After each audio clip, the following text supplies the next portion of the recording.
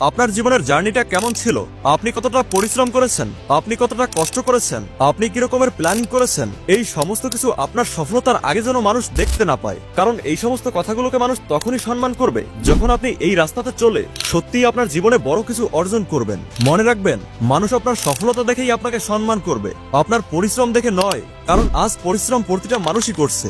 আজ প্রতিটা মানুষের জীবনেই দুঃখ কষ্ট আছে। থমাস এডিসন সফলভাবে বাল্ব আবিষ্কার করার আগে হাজারবার ফেল হয়ে গেছিলেন, আর ওনার এই হাজারবার ফেল হয়ে যাওয়ার গল্পটা তখনই পপুলার হয়েছে যখন সবশেষে উনি সফল হয়েছেন। ইলন মাস্কের ফেইলিওর আজ অনেক বেশি ফেমাস। ওনার সম্পর্কে বলা হয়, লাইফে রিস্ক নেওয়া ইলন মাস্কের কাছে থেকেই শেখা উচিত। কিন্তু এই সমস্ত কথাগুলো তখনই ভালো লাগে যখন ইলন মাস্ক এতগুলো অসফলতার পরেও সফল হয়েছেন।